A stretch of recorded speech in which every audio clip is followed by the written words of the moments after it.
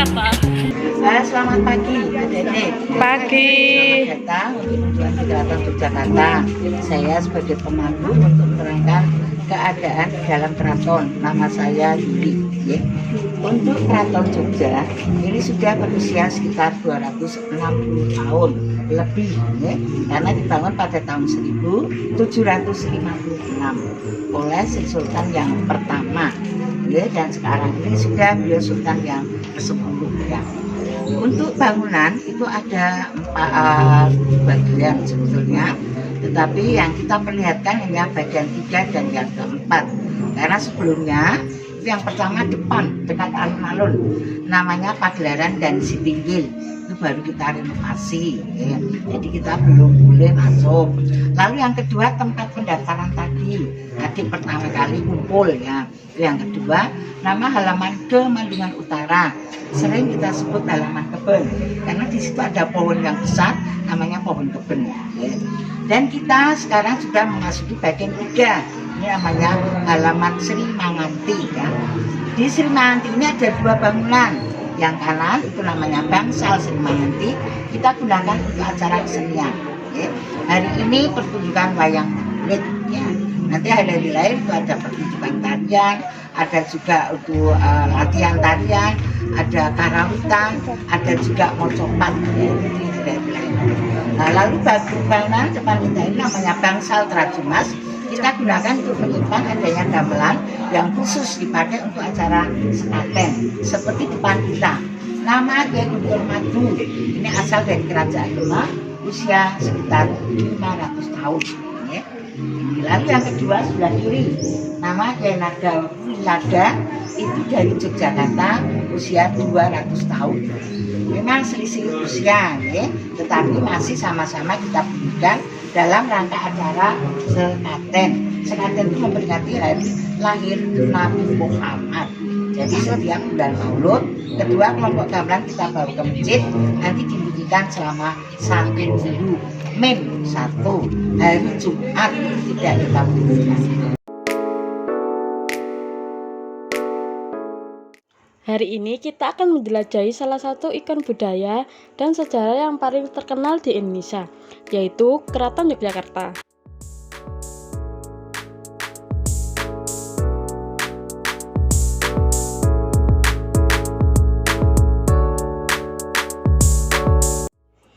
Keraton Yogyakarta Hadiningrat merupakan istana resmi Kesultanan Yogyakarta Hadiningrat yang kini berlokasi di kota Yogyakarta, daerah istimewa Yogyakarta. Luas keraton adalah 14.000 meter persegi.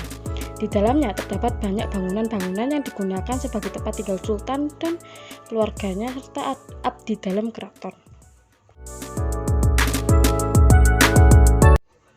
Keraton Yogyakarta berdiri pada tahun 1955 sebagai hasil dari perjanjian Giyanti. Keraton Yogyakarta sebagai cikal bakal keberadaan pemukiman di wilayah Yogyakarta meninggalkan jejak-jejak sejarah yang masih dapat kita jumpai saat ini. Kawasan ini merupakan living monument yang masih hidup.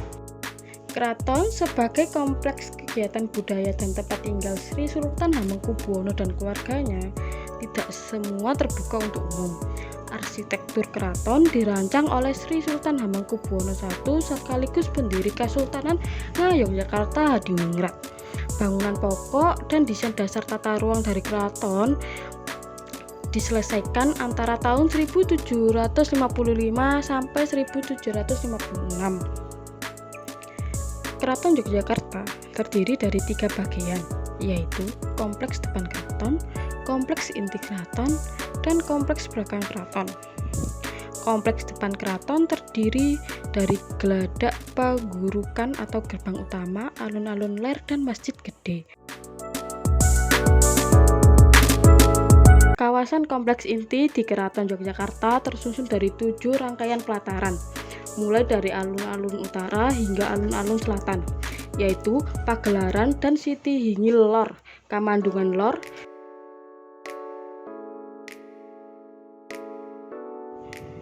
Sri Maganti, Kedaton, Kemagangan, Kamundungan Kidul dan Siti Hingil Kidul. Sedangkan kompleks belakang keraton terdiri dari alun-alun kidul dan Plengkung Nirbaya. Untuk memakai selama kita di keraton meskipun diwujudkan baju, karena ini yang bersultan. Kita menghormati yang satu kanjeng ratu atau isi belia dan yang satu sultan. Jadi kita kan memang ngetren ada batik-batik ya, tapi kita harus hati-hati kalau menggunakan pakaian. Kalau yang lainnya itu monggo, tapi yang dua itu yang tidak. Ya. Ini kita lihat ada tarian-tarian, nari juga. Iya. Ini memang masa-masa sekarang kita seorang wanita harus bermunculan, yaitu emansipasi. Nah, kalau dulu hanya ngomong di rumah, maka tampil sebagai penari tidak boleh zaman dulu. Maka kalau untuk tarian zaman dulu itu peranan wanita diperankan seorang pria. Ini kalau Bagadi ini pria atau wanita? Wanita. Iya, tapi bukan wanita, ini pria. Zaman dulu pria. Nah, sekarang ini kita boleh tampil ya, jadi ini pria ya melakukan tarian pria, putri ya putri untuk sekarang. Jadi adik-adik juga ada kemajuan. Berikutnya kita menuju ke Wahana Rata. Saya jelaskan mengenai apa yang ada di Pawonoronto. Jadi Pawonoronto ini merupakan tempat di mana kereta atau Kesibang. Ya, ini merupakan bangunan yang didirikan oleh beliau Sultan Hamengkubuwono yang ke-6. Dibuka untuk umum atau untuk wisatawan tahun 1900. Nah, dulu bangunan utamanya yang ada di tengah kita bersama. Terus bangunan yang ada di samping ini setelah ada pemugaran. Jadi kurang lebih hampir 2 tahun kita kembali karena selama 3 tahun itu. Pertama tahun 2020 sampai 2022 itu pada masa pandemi itu 2 tahun, terus 1 tahun inovasi.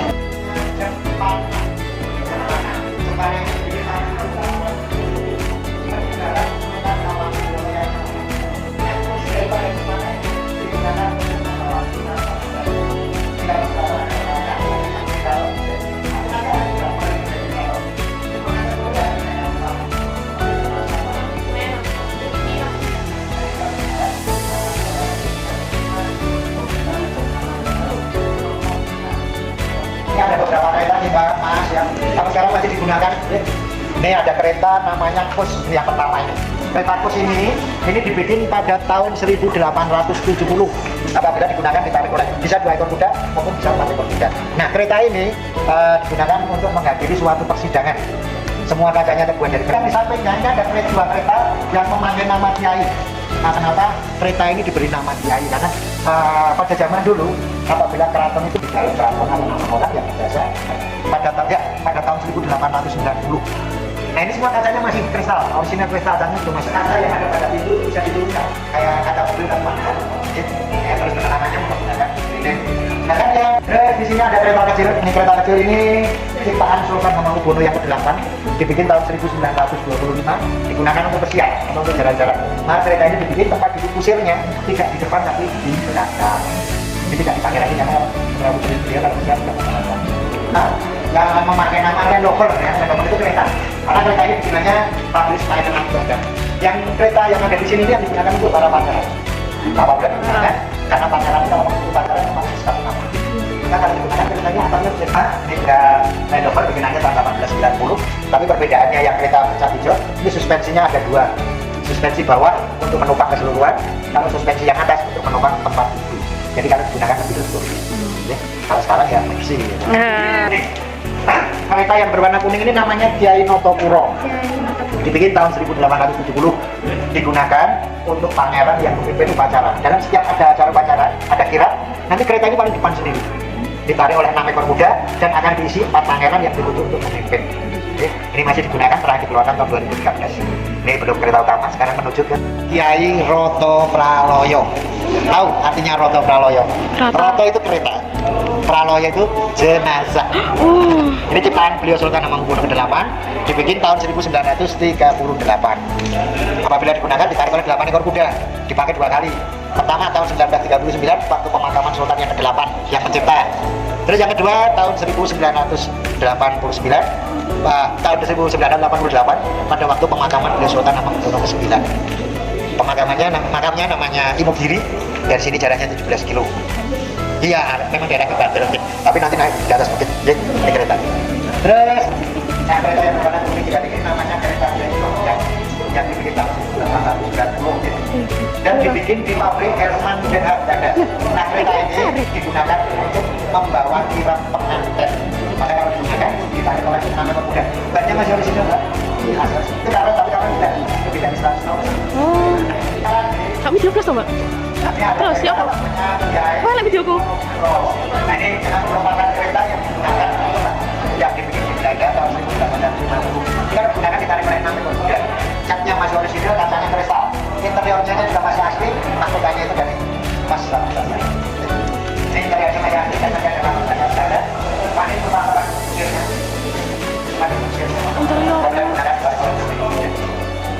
Jadi masih pakai tahun 2013 pada waktu ada perkawinan putri beliau yang nomor hanya tahun 1870 digunakan beliau untuk pesiar atau untuk jalan-jalan, dan yang memegang kemudi atau size-nya itu adalah beliau sendiri di belakang.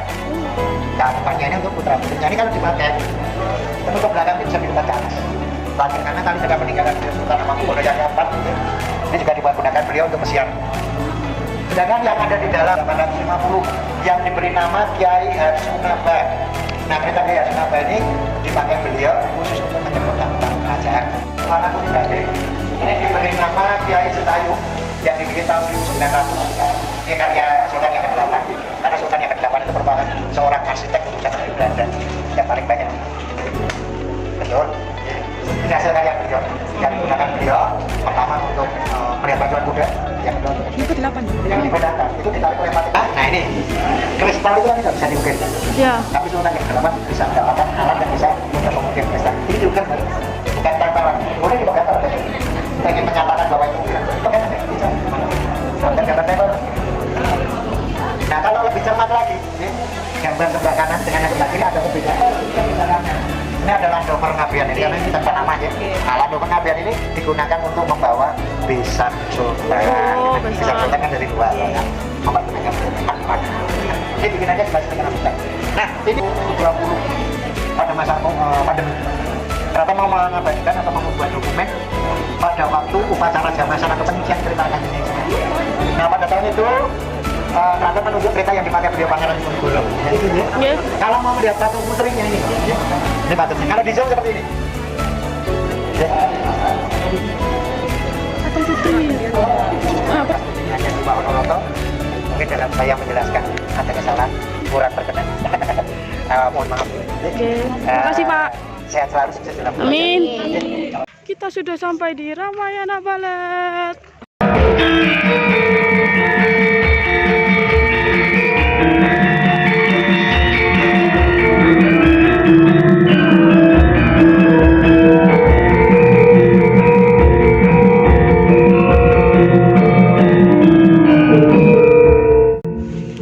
Sendra tari Ramayana diawali dengan kemenangan Rama dari sebuah kompetensi memanah. Kompetensi ini diadakan untuk mencari kesatria terbaik yang akan menikahi dengan anak perempuan Raja Mantili, yaitu Putri Sinta. Pada akhir kompetensi memanah itu, Rama dari kerajaan Ayodhya keluar sebagai pemenang. Kemudian mereka menikah dan pergi ke hutan Dandaka dengan Laksamana, saudara laki-laki Rama.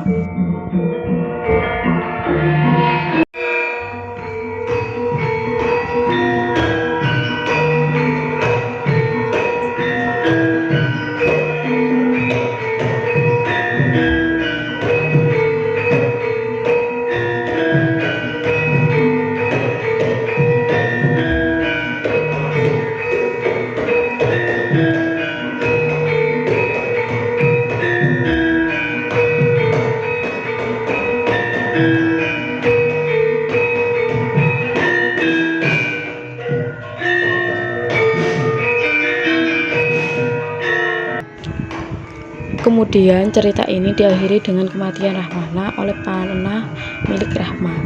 dan bertemunya kembali Rama dan istrinya Sinta. Namun Rama menolak Sinta karena meragukan kesucian Sinta. Kemudian Sinta membakar diri untuk membuktikan kesucian dirinya.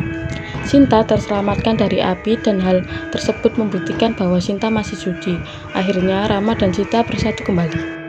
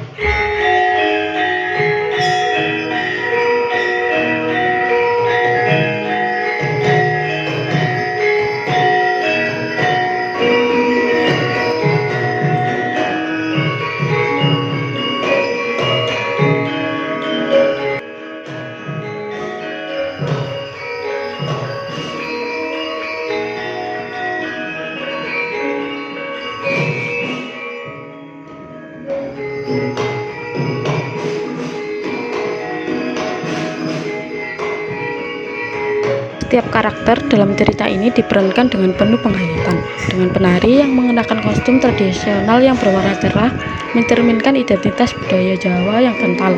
Penari yang berperan sebagai Rama tampil dengan gerakan yang menunjukkan ketenangan dan keteguhan, sementara karakter Rahwana yang jahat namun penuh wibawa diperlihatkan melalui gerakan yang lebih agresif dan menantang. Hanoman, sang monyet setia, tampil dengan tarian yang lincah dan penuh semangat. Sementara Sinta, sang tokoh utama perempuan, ditampilkan dengan gerakan lembut dan penuh kelembutan yang menggambarkan sifat penuh kesetiaan dan pengorbanan.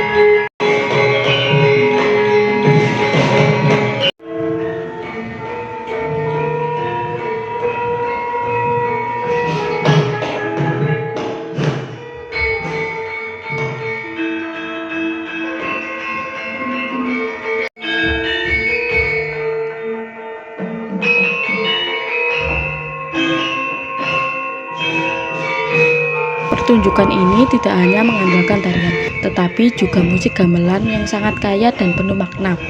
Musik gamelan yang mengiringi setiap adegan memainkan peran yang sangat vital dalam menambah emosi dan ketegangan dalam cerita. Ritme dan harmoni gamelan yang mengalun mendalam mengembangkan suasana penuh dramatis dengan perubahan tempo yang sesuai dengan perkembangan cerita.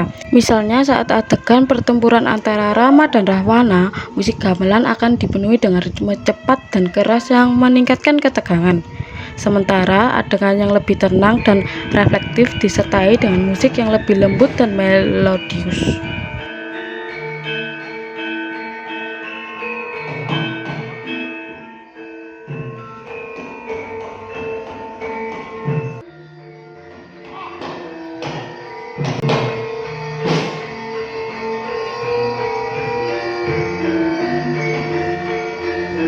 pertunjukan ini juga menunjukkan keunggulan dalam hal penataan panggung.